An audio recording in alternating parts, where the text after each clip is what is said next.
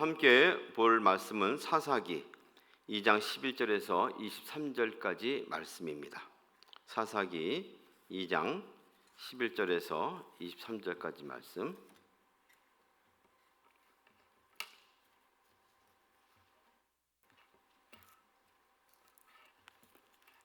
제가 읽도록 하겠습니다. 이스라엘 자손이 여호와의 목전에 악을 행하여 바알들을 섬기며 애굽 땅에서 그들을 인도하여 내신 그들의 조상들의 하나님 여호와를 버리고 다른 신들 곧 그들이 주위에 있는 백성의 신들을 따라 그들에게 절하여 여호와를 진노하시게 하였으되 곧 그들이 여호와를 버리고 바알과 아스토롯을 섬겼으므로 여호와께서 이스라엘에게 진노하사 노력하는 자의 손에 넘겨주사 그들이 노략을 당하게 하시며 또 주위에 있는 모든 대적의 손에 팔아 넘기심에 그들이 다시는 대적을 당하지 못하였으며 그들이 어디로 가든지 여호와의 손이 그들에게 재앙을 내리시니 곧 여호와께서 말씀하신 것과 같고 여호와께서 그들에게 맹세하신 것과 같아서 그들이 괴로움이 심하였더라. 여호와께서 사사들을 세우사 노략자의 손에서 그들을 구원하게 하셨으나 그들이 그 사사들에게도 순종하지 아니하고 오히려 다른 신들을 따라가 음행하며 그들에게 절하고 여호와의 명령을 순종하던 그들의 조상들이 행하던 길에서 속히 치우쳐 떠나서 그와 같이 행하지 아니하였더라. 여호와께서 그들을 위하여 사사들을 세우실 때에는 그 사사와 함께 하셨고 그 사사가 사는 날 동안에는 여호와께서 그들을 대적의 손에서 구원하셨으니 이는 그들이 대적에게 압박과 괴롭게 함을 받아 슬피 부르짖음으로 여호와께서 뜻을 돌이켰음이거늘 그 사사가 죽은 후에는 그들이 돌이켜 그들이 조상들보다 더욱 타락하여 다른 신들을 따라 섬기며 그들에게 절하고 그들의 행위와 패악한 길을 그치지 아니하였으므로 여호와께서 이스라엘에게 진노하여 이르시되 이 백성이 내가 그들의 조상들에게 명령한 언약을 어기고 나의 목소리를 순종하지 아니하였은즉 나도 여호수아가 죽은 때에 남겨둔 이방 민족들을 다시는 그들 앞에서 하나도 쫓아내지 아니하리니 이는 이스라엘이 그들의 조상들이 지킨 것 같이 나 여호와의 도를 지켜 행하나 아니하나 그들을 시험하려 함이라 하시니라. 여호와께서 그 이방 민족들을 머물러 두사 그들을 속히 쫓아내지 아니하셨으며 여호수아의 손에 넘겨주지 아니하셨더라. 아멘.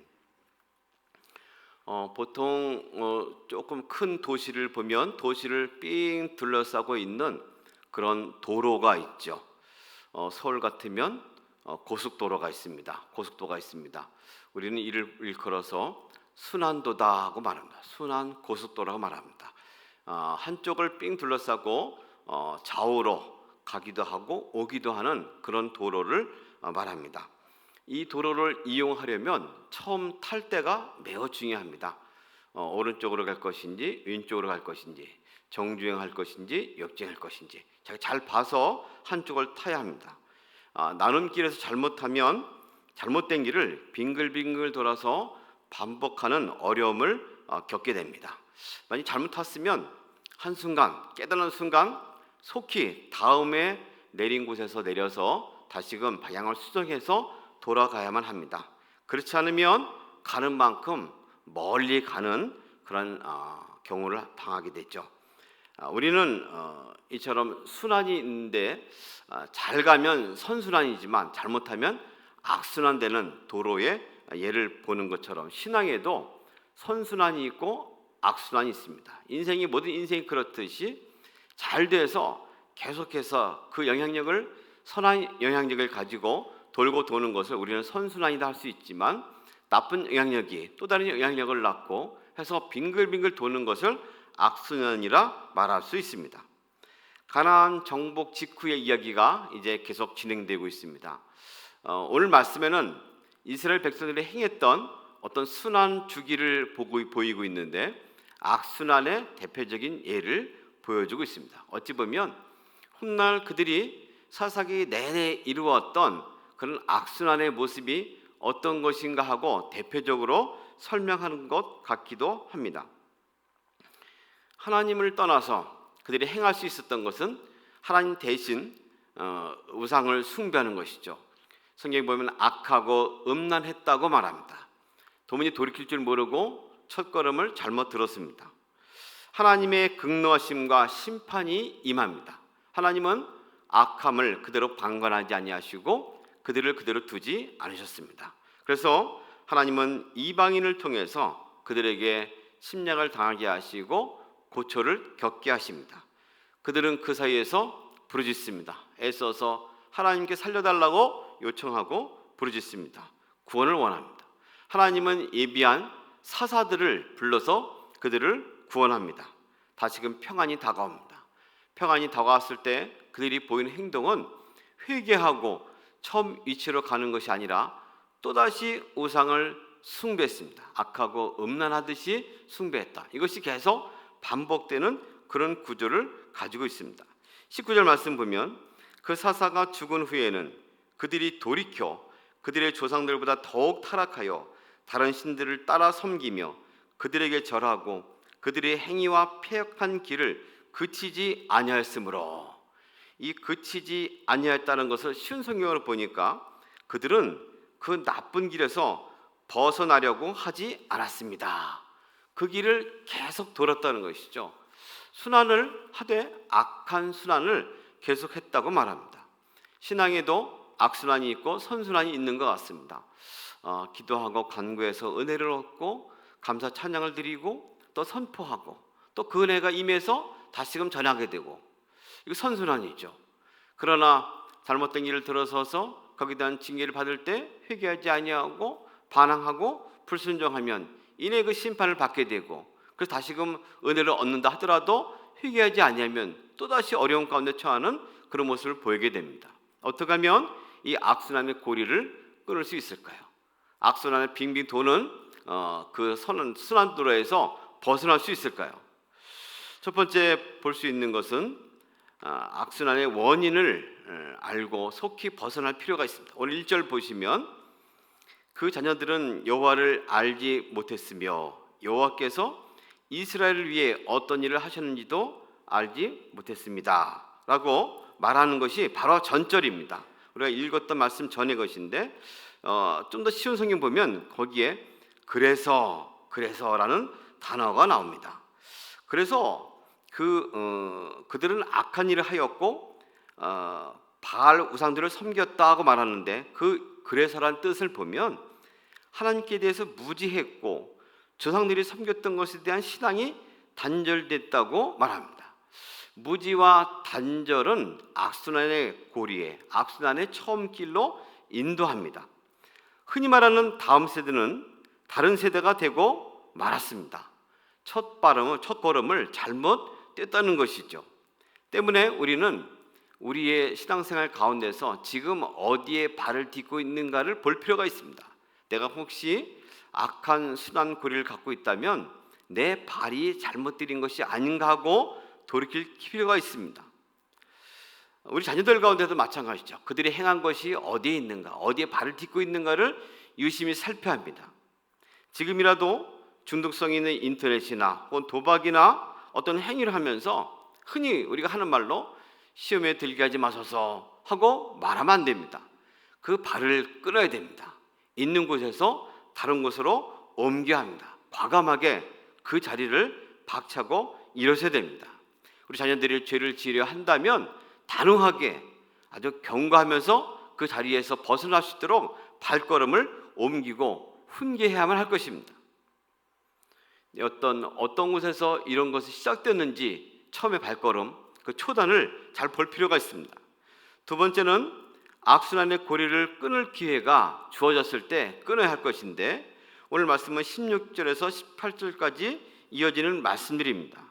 그들은 사사로 인해서 구원의 기쁨을 순수히 받아들일 수 있는 기회가 있었습니다.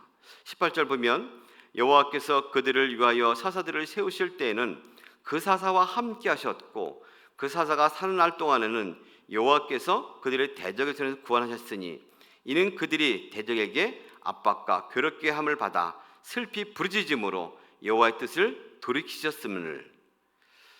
구원의 날에는 하나님의 손이 임재한 날입니다. 하나님이 함께하는 것이죠. 하나님의 자비와 긍휼은 심판 중에도 은혜를 베푸신다는 겁니다. 하나님의 진노에 언제나 끝까지 가는 것이 아니죠. 우리는 이로써 하나님의 위대하심과 은혜와 긍휼 앞에 우리 모든 것을 맡기곤 합니다. 현재 주님이 주시는 구원을 주신다면 그 순간이 바로 악한 죄의 악순환의 고리에서 벗어날 수 있는 기회입니다. 우리는 흔히 옛 구원의 감격을 떠올리곤 합니다. 그때 얼마나 좋았고 첫사랑을 찾고자 합니다. 그렇습니다. 그때의 구원 감격과 첫사랑의 회복을 통해서 우리는 벗어날 수 있습니다. 그러나 추억이라는 것은 큰 힘이 없습니다. 정말 큰 힘은 지금 이루어지는 사랑이고 지금 행해지는 구원입니다. 하나님의 말씀에 의존해서 그들이 구원을 얻었다면 지금 이루어지는 구원을 통해서 하나님을 마음껏 경험할 수 있는 것이죠. 예수 그리스도의 또 다른 이름은 임마누엘입니다. 하나님이 함께 계시다, 함께 계시는 하나님을 말하죠. 예수 그리스도는 오셔서 친히 이 세상에서 잃어버린 구원의 감격과 기쁨을 회복시키셨습니다. 눈물이 있는 곳에 눈물을 씻기셨고, 외로운 곳에 가서 함께함의 은혜를 입히셨고, 죽음이 있는 곳에서 생명의 역사를 일으키셨습니다. 소망을 잃은 곳에 가서 소망이 있는 것을 친히 보여주셨고, 그들과 함께 울고 웃고 먹고 마시며 이 세상 가운데 천국이 있는 것을 알려주셨습니다. 구원의 감격은, 구원의 기쁨은 예수님께서 함께 하시면서 시작되고 맛보게 하셨습니다. 우리가 오늘 주님과 함께하며 예수 그리스도 이름의 권세를 가지고 기도할 때 이런 구원의 기쁨을 누릴 수 있습니다. 우리는 능히 예수의 이름을 가지고 악한 괴계를 물칠 수 있고, 음란하고 더러운 곳에서 해방되고 새롭게 하는 은혜를 입을 강한 힘을 가지고 있습니다. 예수 그리스도의 능력은, 예수 그리스도의 이름은 그런 힘을, 권세를 우리에게 허락합니다. 이들은 이것을 느꼈을 때 하나님의 구원을 경험했고, 그때나마 잠시 벗어날 수 있는 은혜를 입었습니다. 하지만 그것이 사라졌을 때 그들은 이내 구원의 기쁨과 감격을 잃어버리고 다시금 죄의 길에 들어선 어리석음을 범하고 말았습니다. 무슨 이유일까요? 흔히 하나님의 구원의 감격, 기쁨을 맛볼 때에 하나님 주시는 그 능력, 은혜, 선물에만 관심을 두었던 까닭이 아닐까 싶습니다. 요즘 시대는 극명한 이해관계 시대가 된 것 같습니다. 내게 좀 이로우면 관계나 삶을 유지하고, 해가 되면 손절하거나 당장 끊어버립니다. 그런 관계로 유지하니 부부관계가 오래가기 어렵습니다. 모든 친구라든지 일이 지속되기가 어려운 것을 보게 됩니다. 이런 풍조가 우리 하나님을 섬길 때도 그대로 적용됩니다. 주님 우리의 구원의 감격과 기쁨을 허락하시면 응답하고, 사라지면 곧바로 주님과의 관계를 단절하는 어리석은 모습을 보이곤 하죠. 마치 오랫동안 떨어져 있다가 돌아온 아빠가 들어왔을 때 아빠의 손에 달려있는 것이 무엇인지 거기에만 관심을 두는 어린아이와 같습니다. 진정한 구원의 기쁨은 그 선물이 아니고 그 선물을 허락하시는 주님이시죠. 우리의 눈이 지금도 구원하시는 주님과 함께함의 기쁨, 더 깊은 것을 볼 수 있다면 우리는 다시금 이 악한 고리, 악순환에서 벗어날 수 있는 은혜를 얻을 수 있게 될 것입니다. 또다시 주님께서는 그들의 악순환에서 벗어날 수 있는 기회를 또 주셨습니다. 21절 이하의 말씀들을 보면 그런 말씀입니다. 나도 여호수아가 죽을 때 남겨둔 이방 민족들을 다시는 그들 앞에서 하나도 쫓아내지 아니하리니, 이는 이스라엘이 그들의 조상들을 지킨 것 같이 나 여호와를 도를 지켜 행하나 아니하나 그들을 시험하려 함이라 하시니라. 여호와께서 그 이방 민족들을 머물러 두사 그들을 속히 쫓아내지 아니하셨으며 여호수아의 손에 넘겨주지 아니하셨더라. 이 여호수아의 손, 여호수아의 자손들, 그들과 함께 그 손에 넘겨주지 않았다 말합니다. 다시 말하면 이방인들이 이스라엘 민족의 옆구리에 가시가 되도록 가시를 남겨두었다는 것입니다.